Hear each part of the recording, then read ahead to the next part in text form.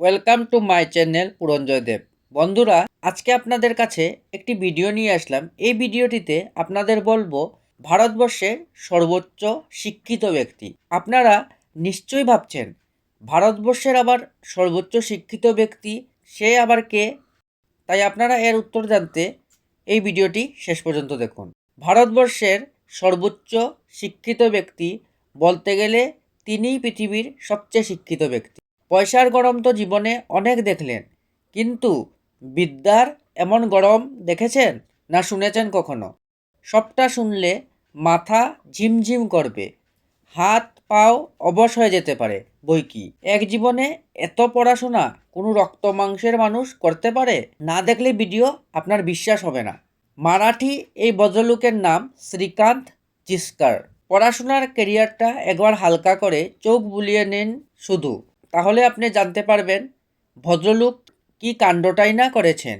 প্রথম জীবন শুরু MBBS MD দিয়ে, এরপর এলএলবি করলেন, সাথে করলেন ইন্টারন্যাশনাল লয়ের উপর স্নাতকোত্তর, এরপর বিজনেস ম্যানেজমেন্টের উপর ডিপ্লোমা, সাথে এমবিএ, এরপর জার্নালিজম নিয়ে স্নাতক।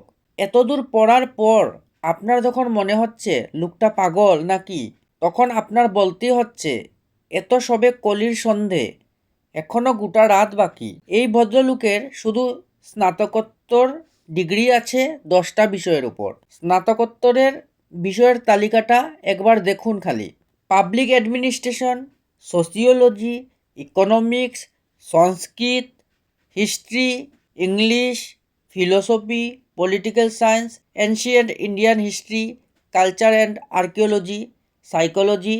আপনারা যতগুলি শুনেছেন সবকটিতেই প্রথম শ্রেণীর সঙ্গে স্নাতকোত্তর এবং 28টি স্বর্ণপদক বিজয়ী। সব মিলিয়ে 1973 থেকে 1990 সাল পর্যন্ত প্রতি গ্রীষ্মে ও প্রতি শীতেই উনি কোনো না কোনো স্নাতকোত্তরের বিষয়ের পরীক্ষা দিয়ে গেছেন। মাথা ঝিমঝিম করছে তো? তা মাথার আর দোষ কি বলুন? তবে মাথা ঘুরে পড়ে যাবার আগে একবারটি শুধু শুনে যান। এত সব পড়তে পড়তে উনার যখন একঘেয়েমি লাগছিল, ঠিক করলেন এবার একটু স্বাদ বদলানো যাক। তো স্বাদ বদলাতে আপনি কি করি, বেড়াতে যাই। আর উনি আইপিএস পরীক্ষায় বসলেন আর পাশ করলেন, সেটা 1978 সাল। কিন্তু পুষালো না চাকরিটা ছেড়ে দিয়ে বসলেন আইএএস পরীক্ষায়। 1980-তে আইএএস হলেন। 4 মাসের মধ্যেই আইএএসের চাকরিটাও ছেড়ে দিলেন মহারাষ্ট্রের বিধানসভা ভোটে লড়বেন বলে। 1980-তে উনি যখন বিধায়ক নির্বাচিত হলেন, তখন উনার বয়স সবে 25। উনি হলেন ভারতের সবচেয়ে কম বয়সী বিধায়ক।